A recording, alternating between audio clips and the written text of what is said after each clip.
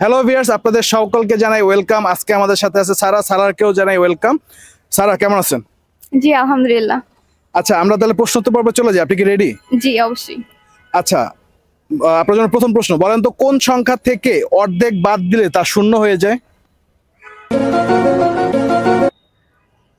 মানে এমন একটা সংখ্যা আছে যে সংখ্যা থেকে অর্ধেক বাদ দিলে সেটা শূন্য হয়ে যায়, সেটা কোন সংখ্যা? হাফ। হ্যাঁ, হাফ বাদ দিলে।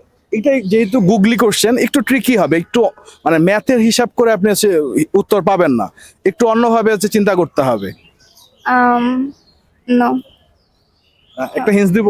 জি। ইংলিশ আর বাংলা এই দুইটা মানে একটা সিমিলারিটি আছে। ধরেন ইংলিশ সংখ্যার সাথে একটা বাংলা সংখ্যার অনেক সিমিলারিটি আছে, যেটা থেকে অর্ধেক বাদ দিলে সেটা শূন্য হয়ে যায়। জিরো। না, জিরো ছাড়া আরেকটা কি সংখ্যা আছে যেটার সাথে ইংলিশ আর বাংলা দুইটা সংখ্যাতে সিমিলারিটি আছে? 8 আর 4। হ্যাঁ, এই দুইটার থেকে যে কোনো একটা ওয়ার্ড হবে যেটা থেকে হাফ বাদ দিলে জিরো হয়। নো, হবে না। পারবেন না? না।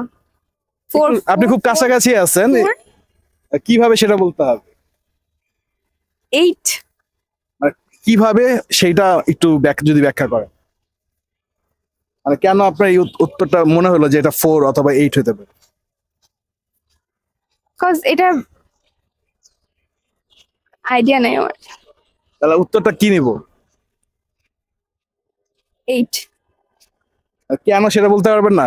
8 এর হাফ বাদ দিলে কত থাকে? না সরি, এটা পারবো না। পাস করবেন? হ্যাঁ পাস। অডিয়েন্স সারা হচ্ছে উত্তরটি না পেরে পাস করে দিল। আপনাদের উত্তরে জানা থাকলে আমাদেরকে জানাবেন। আমার প্রশ্ন ছিল কোন সংখ্যা থেকে অর্ধেক বাদ দিলে জিরো হয়। আমরা চলে যাচ্ছি পরবর্তী প্রশ্নে। আচ্ছা বলেন তো কোন শব্দটিকে সবসময় ভুল বলা হয়? এমন একটা শব্দ আছে যেই সংখ্যাটাকে সে যতই রাইট হোক তাকে ভুলই বলা হয়। সেটা রাইট হইলেও ভুল, ভুল হইলে তো ভুলই। একটু গুগলি কোশ্চেন, একটু অন্যভাবে চিন্তা করতে হবে। এটা ধরেন কি বলে, একটু মার প্যাচের খেলা আছে, এটা একটু অন্যভাবে চিন্তা করলে আপনি পেয়ে যাবেন। ভুল বলা হয় সব সময়। হ্যাঁ, এটা রাইট, মানে সব সময় ভুল বলা হয়। এটা রাইট হইলেও ভুল বলা হয়। ভুল কি সব সময় ভুল বলা হয়? তাই? হ্যাঁ। আর এটা কেন মনে হলো একটু ব্যাখ্যা করতে পারবে? কারণ একটা জিনিস যতই সঠিক হোক, ওটা যদি ভুল হয় তো এটাকে তো ভুলই বলা হবে। মানে উত্তর কি নেবো তাহলে? ভুল। শিওর? হ্যাঁ। কনফিডেন্ট? হ্যাঁ। অডিয়েন্স সারা উত্তর দিয়েছে ভুল। আমার প্রশ্ন ছিল কোন শব্দটিকে সব সময় ভুল বলা হয়।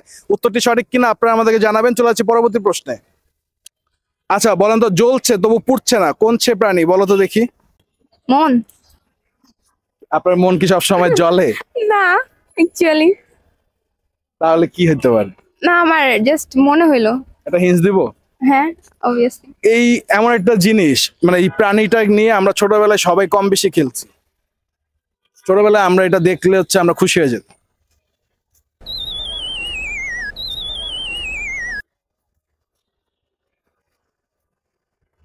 আপনাকে 5 সেকেন্ডের মধ্যে উত্তর দিতে হবে।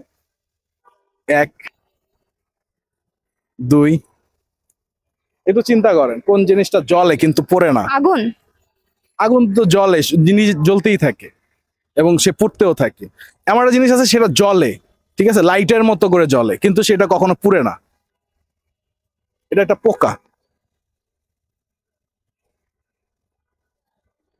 4 না। 5।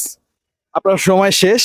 আচ্ছা অডিয়েন্স, সারা হচ্ছে সময়ের মধ্যে উত্তরটা দিতে পারলো না। আমার প্রশ্নটি ছিল কোন সে প্রাণী সে জ্বলে কিন্তু পড়ে না। উত্তরটি আপনাদের জানা থাকলে আমাদেরকে জানাবেন। সারা, আমাদের অনুষ্ঠানে অংশগ্রহণ করার জন্য আপনাকে অনেক অনেক ধন্যবাদ। জি ওয়েলকাম। অডিয়েন্স আপনাদেরকে অনেক অনেক ধন্যবাদ আমাদের সাথে এই পর্যন্ত থাকার জন্য।